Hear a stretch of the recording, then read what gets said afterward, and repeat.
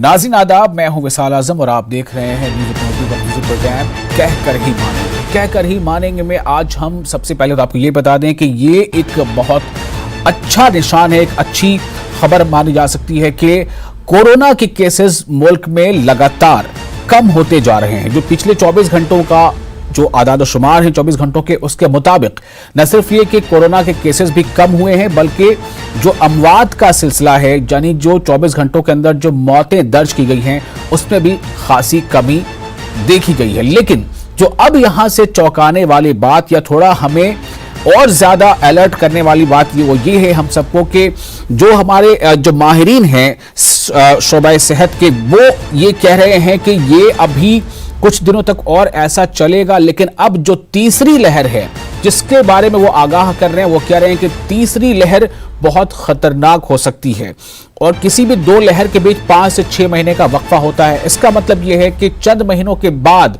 मुल्क को तीसरी लहर का सामना करना पड़ सकता है और उसमें यह बात भी कही जा रही है कि तीसरी लहर जो होगी वो आमतौर से ज्यादा असर उसका बच्चों पर पड़ेगा। इस बात का खदशा जाहिर कर रहे हैं हमारे डॉक्टर्स और जो सेहत के माहिरीन हैं वो। लेकिन वो साथ ही ये भी कह रहे हैं कि ऐसा नहीं है कि हमें इससे बहुत घबराना है या बहुत परेशान होना है, बल्कि एहतियाती तदाबीर अपनानी है। और एहतियाती तदाबीर में सबसे जो अहम है वो यही है सोशल डिस्टेंसिंग मेंटेन करना, मास्क पहनना, हाथों को साबुन से बार बार धोते रहना। मजीद डॉक्टर्स इस बारे में क्या कह रहे हैं पहले आपको हम सुनाते हैं, फिर हमारे पास एक अच्छा खासा पैनल मौजूद है जो बच्चों के ताल्लुक से हम किस तरह से एहतियात बरतेंगे इसके बारे में आपको बहुत ही कीमती मशवरे यहां मिलेंगे। पहले हम सुनते हैं जरा बयान। पहली वेव में तो बच्चे इन्फेक्ट ही नहीं हो रहे थे, बच्चे बिल्कुल स्वस्थ थे, बच्चों में वायरस गया ही नहीं। अभी जो सेकेंड वेव है इसमें कुछ प्रतिशत बच्चे हमारे पास आए हैं, अडल्ट के मुकाबले में फिर भी बहुत कम थे। अब क्योंकि वैक्सीन नहीं हुआ है बच्चों में, तो आगे जो वेव आएगी, एक्सपर्ट्स का, वैज्ञानिकों का, डॉक्टरों का ये मानना है कि ये बच्चों को इन्वॉल्व करेगी। तो इसके लिए हमने अभी से हमारी जो पीडियाट्रिक वार्ड हैं, पीडियाट्रिक आईसीयूज हैं, नियोनेटल आईसीयूज हैं, उनको हमने अपग्रेड करना शुरू कर दिया है। उसके जो नंबर ऑफ बेड हैं आईसीयू में बच्चों वाले में, वो अब हम बढ़ाने जा रहे हैं। We have to protect our children. We can't be lagging in protecting our children. So if once the safety data for their vaccines, like Covaxin trial is starting, and we get more vaccines from other countries as well as soon as, then we can, in the meantime, we have to save our children by not getting, elders should not getting infected, and that's how it should be. तो अभी आपने जिनको सुना, पहले आपने सुना doctor Suresh Kumar को जो एमडी हैं लोक नायक प्रकाश हॉस्पिटल दिल्ली के, और दूसरा बयान आपने सुना डॉक्टर नवनीत विग जो चेयरमैन है कोविड टास्क फोर्स एम्स के। तो इन दोनों डॉक्टरों ने कहा है कि हमें अपने बच्चों का खास ख्याल रखना है। किस तरह से हम अपने बच्चों का खास ख्याल रख सकते हैं, क्योंकि बच्चे यूं भी बहुत ज्यादा उन्हें जो है एक तरह से देखा जाए तो कॉम्प्रोमाइज करना पड़ रहा है। उनके स्कूल्स बंद हैं, वो पहले की तरह बहुत ज्यादा घरों से बाहर निकलकर खेल कूद नहीं पा रहे हैं, लेकिन बच्चे ये जरूर कर रहे हैं कि घरों में अगर हैं भी तो वो बड़ों का दिल जरूर बहला रहे हैं और अपने ऑनलाइन स्टडीज भी पूरे कर रहे थे। लेकिन अब ऑनलाइन स्टडीज भी बहुत जगह स्कूलों में अभी वो बंद है। तो ऐसे में बच्चों के साथ किस तरह से हमें पेश आना है और बच्चों में किस तरह से हमें उनका मोराल बूस्ट करना है, ऐसे बहुत से सवालों के साथ हमारे साथ मौजूद हैं जवाब देने के लिए डॉक्टर प्रभा चंद्रा जो प्रोफेसर हैं साइकियाट्री की निमहांस में। आपका इस्तकबाल है। Doctor Anil Agarwal health specialist हैं, यूनिसेफ से हैं। डॉक्टर बिलाल खान पेडियाट्रिक्स हैं, फोर्टिस गुड़गांव के, यानी बच्चों के खास तौर से ये माहिर डॉक्टर हैं। और तबस्सुम रहमान हमारे साथ हैं जो सेक्शन इंचार्ज हैं प्राइमरी स्कूल से। चूंकि टीचर्स का बच्चों के साथ ज्यादा वक्त गुजरता है, टीचर्स बच्चों की जहनी कैफियत को बेहतर समझती हैं। ऐसे में सबसे बड़ी बात तो यह है कि बच्चों से गार्जियंस को, उनके माँ बाप को, घर वालों को किस तरह से बच्चों का ख्याल रखना है और बच्चों से कैसे पेश आना है। पहला लेकिन सवाल मैं करना चाहूंगा डॉक्टर अनिल अग्रवाल से। डॉक्टर अनिल, मैं ये जानना चाहता हूं कि दूसरी लहर, अभी ग्राफ थोड़ा नीचे आना शुरू जरूर हुआ है, लेकिन दूसरी लहर में भी कई शहरों से बच्चों के मुतासिर होने की खबरें आई थी। तीसरी लहर और बच्चों को लेकर इस पर कितना हो सकता है असर, इस बारे में पहले मैं आपसे भी जानना चाहता हूं। नमस्कार। और जैसा कि आपने भी बताया और अनुमान भी बताए जा रहे हैं कि जो नेक्स्ट वेव जो एंटिसिपेटेड है, जैसा कि एक्सपर्ट्स ने बताया है, और उसमें बच्चों का इन्वॉल्वमेंट, बच्चों में इन्फेक्शन होने की संभावना कुछ ज़्यादा जताई जा रही है। और इसका अनुमान लगाना कि किस नंबर तक होगा ये अभी थोड़ा मुश्किल है, परंतु फिर भी हम अगर कोशिश करें, जैसा कि आपने भी बताया, कि अगर ये जो कोविड अप्रोप्रिएट बिहेवियर्स का फॉलो किया जाए और लार्ज स्केल पर 90% से अधिक हर बार हर समय यूज किया जाए, तो हम इससे काफी हद तक बहुत अच्छे से और मुस्तैदी से इसके साथ इसका सामना कर सकते हैं। और साथ ही साथ प्रिपरेशन के अच्छी बेहतर होगी चिकित्सा संस्थानों की, तो हम इससे अच्छे से फेस कर सकते हैं। जी, हमारे साथ डॉक्टर बिलाल खान हैं, पेडियाट्रिक्स हैं फोर्टिस गुड़गांव से। डॉक्टर बिलाल, बच्चों के हवाले से ये सवाल है कि कोरोना ने यूं तो सभी को परेशान किया है, लेकिन बच्चों के बारे में कहा जा रहा था कि बच्चों से कोरोना जो है वो डरता है। पहली लहर में हमने देखा, दूसरी लहर में भी ऐसा महसूस किया गया। क्या बच्चों से कोरोना की तीसरी लहर जो आने वाली है, जिसके बारे में आगाही है, क्या तीसरी लहर में भी बच्चे कोरोना को डिफीट कर देंगे?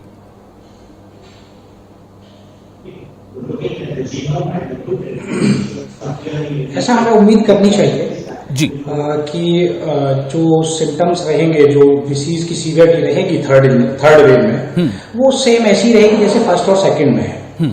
लेकिन जैसा कि एक डर जरूर है कि जैसा हम देख रहे हैं कि फर्स्ट वेव में बच्चे बिल्कुल एसिम्प्टोमेटिक थे, सेकंड वेव में आते आते ऐसा हुआ कि अभी जैसे फर्स्ट वेव में 1 to 2% बच्चे इन्वॉल्व थे, सेकंड वेव में 5 to 10% तक भी जा रहे हैं। इवन कुछ एरियाज में ऐसा भी है कि 10 to 20% तक भी इन्वॉल्व है। तो ये डर है कि थर्ड वेव में बच्चे ज्यादा इम्पैक्ट होंगे, क्योंकि यही एक ऐसा वल्नरेबल ग्रुप बचेगा जिसको ना तो वैक्सीन टच करी होगी जब तक, ठीक है। और दूसरा है ये है कि इसके अलावा क्या है कि अभी बच्चों को एक्चुअली एक फ्रंट पर नहीं लड़ना, 3 फ्रंट पर लड़ना अगर मैं कहूं तो। उसमें ये है कि पहला, एक तो बच्चों को सेकंड वेव सर्वाइव करनी है अभी। सेकंड जो है वो ये कि बच्चे जब कोविड से रिकवर करते हैं, उनके अंदर एक बहुत ही अगर मैं कहूं कि बहुत ही लीथल एक एंटिटी है कोविड की, वो है MIS-C, multi system inflammatory syndrome in children, जो जनरली हमें कोविड से रिकवर होने के बाद बच्चों में होती है जी। और अगर इसको टाइमली ना पिक किया जाए और अप्रोप्रिएटली ना ट्रीट किया जाए तो इसमें डेथ के चांसेस बहुत ज्यादा है। उसको सर्वाइव करते हुए तीसरी एक्सपेक्टेशन जो हम नवंबर दिसंबर में कर रहे हैं कि थर्ड वेव हो सकती है। तो थर्ड वेव में भी देखिए, जनरली तो थर्ड वेव आएगी तो बच्चे डेफिनेटली इम्पैक्ट होंगे और इस बार हो सकता है कि ज्यादा इम्पैक्ट हों, लेकिन तो उसमें हमें पेरेंट्स को या हेल्थ केयर गिवर्स को ये समझने की जरूरत है कि वो बच्चों के सिम्टम्स को वॉच करें, बहुत अच्छे से क्लोज मॉनिटर करें, क्योंकि देखो बच्चे अपने सिम्टम्स जो है वो एडल्ट की तरह नहीं बता पाएंगे। मैं आपके पास फिर से आऊंगा, आप हमारे साथ बने रहे। डॉक्टर प्रभा हमारे साथ है, प्रभा चंद्रा, ये प्रोफेसर है साइकियाट्रिक्स की निमांस में। डॉक्टर प्रभा, ये जो बातें अभी हो रही हैं और बच्चों के कानों में भी ये बातें जा रही हैं, बच्चों के माँ बाप, उनके गार्जियन भी इन बातों को सुन रहे हैं, इन तमाम हालात का, और ये दूसरा साल है, दूसरी लहर है और बच्चे बहुत कुछ सुन रहे हैं, महसूस कर रहे हैं। यहां तक कि बच्चे आजकल घरों पे ड्राइंग करते हैं तो उसमें भी लॉकडाउन के हालात की अक्कासी होती है।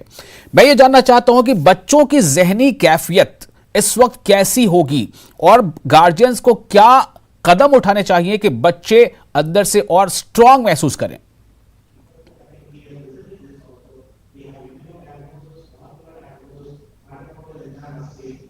जी डॉक्टर प्रभा।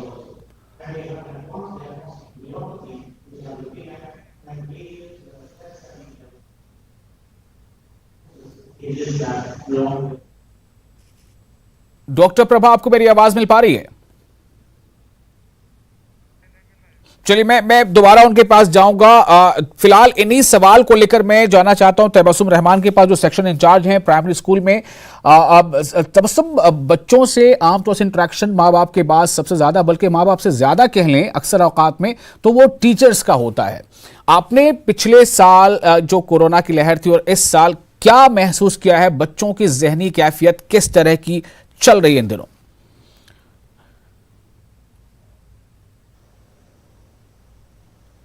ये पिछले 1.5 साल से जो कुछ भी ये चल रहा है, इससे बच्चों के जहन पर बहुत ही बुरा असर पड़ रहा है। और स्पेशली अब जो ये एक तीसरी लहर की बात शुरू हुई है, तो इससे जो आप ये कह रहे हैं एक बचपन और तीसरी लहर जो कनेक्शन है, इसमें बहुत जो बचपन है वो कहीं ना कहीं खत्म हो रहा है, क्योंकि अब बच्चों के जहनों में एक डर बैठ गया है।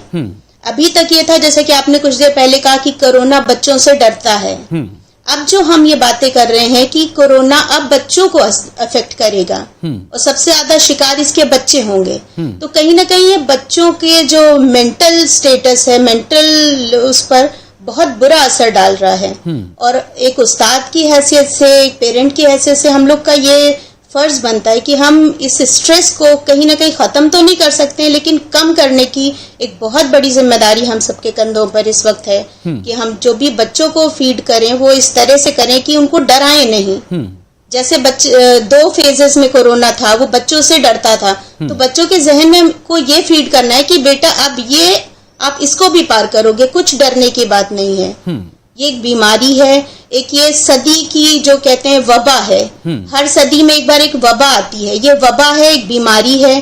कुछ वक्त के बाद इसका भी इलाज हो जाएगा और ये दुनिया से खत्म होगी। आपको रहना है, सरवाइव करना है, तो आप कैसे स्ट्रांग बनोगे?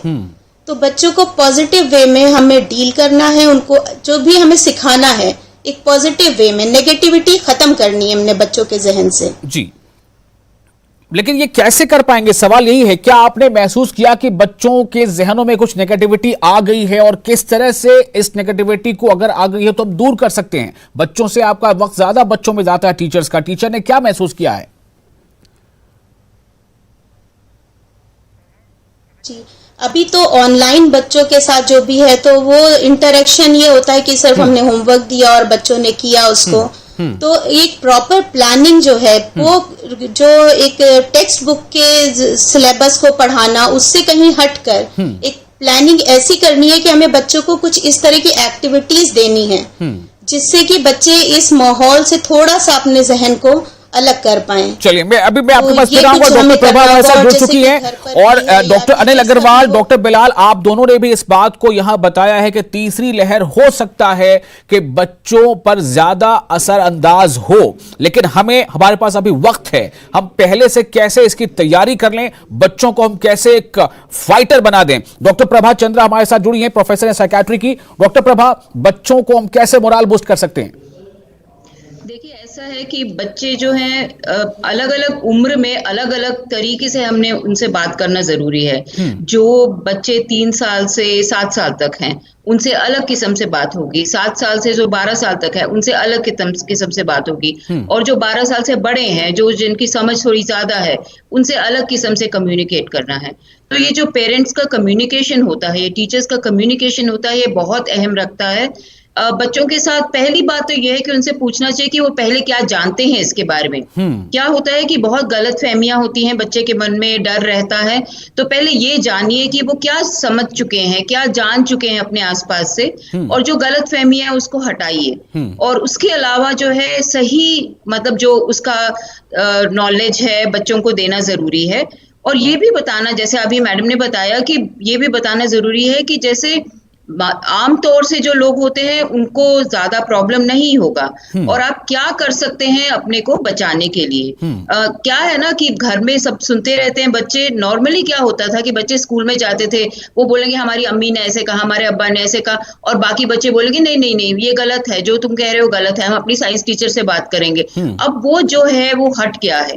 तो सारा जो माहौल घर का है वो बच्चे के ऊपर बहुत असर करता है। तो सही जो जानकारी है, सही जो उनको मतलब एक गुफ्तगू से, एक चर्चे से, एक डिस्कशन से, बिना डराए, और बाद में ये भी पूछना है कि वो क्या समझ चुके हैं। जैसे मैंने कहा, उम्र के ऊपर उसका असर पड़ता है कि कौन सी उम्र में आप बच्चे से बात कर रहे हैं। 7 साल की कम उम्र में बहुत सिंपल तरीके से कहानियों के तो उससे, कॉमिक्स से, और WHO, यूनिसेफ वगैरह ने बहुत अच्छे तरीके से कहानी से कैसे बताया जाए बच्चों को कोरोना के बारे में, ये सब मतलब काफी रिसोर्सेज हैं हमारे पास।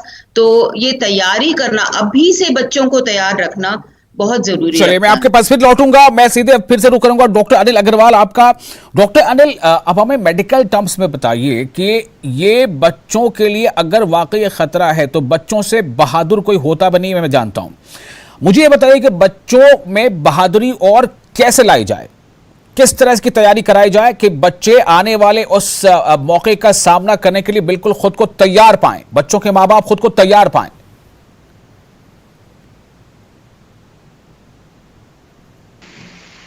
जी, बहुत ही अच्छा सवाल है ये आपका। और मैं दो चीजें बताना चाहूंगा। पब्लिक हेल्थ में आपने भी शायद सुना होगा कई बार कि prevention is better than the cure. जी, तो मैं सभी से दरख्वास्त करूंगा, जो जहां तक मेरी आवाज जा रही है, जी, कि हम अगर जितना एफर्ट प्रिवेंशन पर लगा सकें और सोशल वैक्सीनेशन, जो आपने भी अपने उद्बोधन में कहा था कि सोशल डिस्टेंसिंग, मास्क का उपयोग और बार बार साबुन और पानी से हाथ धोना, लोगों को टोकें जिन्होंने मास्क नहीं लगाया है, और जगह जगह पर जो लोग कई बार थूक देते हैं उन्हें भी टोकें और उसको रोकें। एक सामाजिक ढांचा हमें इस तरह का तैयार करने की आवश्यकता है, और संभव है, असंभव नहीं है बिल्कुल भी, जिससे कि हम सोशल वैक्सीन एक तैयार कर सकें और बच्चों को इस बीमारी के होने से ही बचा सकें, तो वो बेहतरीन होगा। क्या बच्चों को हर वक्त मास्क पहने रहना है? जी, मास्क जो है वो सभी को, न केवल बच्चों को, और बल्कि मैं तो आजकल अड़ोस पड़ोस में भी देखता हूँ, और ऐसा सरप्राइजिंग वैसे लगता है कि जो बच्चे 1 से 3 साल वाले हैं वो आजकल एडवोकेट हो गए हैं बड़ों के, बुजुर्गों के। बिल्कुल बिल्कुल, आपने सही बात कही। मुझे भी घर में बच्चे कई बार कहते हैं कि आप हाथ नहीं धो रहे, हाथ धोइए साबुन से। बड़ी अच्छी बात है आपने कही है। तो अब सवाल ये पैदा होता है कि चलिए, ये तो एक सोशल वैक्सीन की बात हो गई, सारे माँ बाप इस बात को समझ रहे हैं, लेकिन अब सवाल है कि उनके इम्यूनिटी को बूस्ट करने के लिए क्या किया जा सकता है, डॉक्टर अनिल? जी, तो 2-3 छोटी छोटी चीजें हैं जिसका बहुत सीधा सा उनके ऊपर असर पड़ता है। एक तो परिवार का माहौल, क्योंकि अभी सभी लोग घरों में बंद हैं, तो उसको किस तरह से पॉजिटिव माहौल रखा जाए घरों में, और बच्चों के साथ खेला जाए, उनके साथ वार्तालाप किया जाए, उनके साथ चर्चा किया जाए, और एक फिक्स डिसिप्लिन अगर हम पेरेंट्स खुद शुरू करेंगे तो बच्चे भी फॉलो करेंगे, जिसमें हम जो छोटी हल्की फुल्की एक्सरसाइज करें, जो योगा करते हैं या ब्रीदिंग एक्सरसाइजेस करें, तो और माहौल एक पॉजिटिव बनाया रखा जाए तो उसका डेफिनेटली असर पड़ने वाला है। खान पान में क्या ख्याल रखा जाना चाहिए अभी से? खान पान में जो बैलेंस डाइट लिया जाए, जो कि प्रोटीन और कार्बोहाइड्रेट यानी हरी सब्जियां ली जाए, दूध, पनीर, और अगर कोई लोग नॉनवेज खाते हैं तो वो उनका पर्याप्त मात्रा में बैलेंस रूप से उसका लिया जाए, और पोषण का विशेष ध्यान रखा जाए, जिसमें कि बैलेंस हो डाइट सभी तरीके से, दाल हो, दही हो, दूध हो, पनीर हो और हरी सब्जियां हो।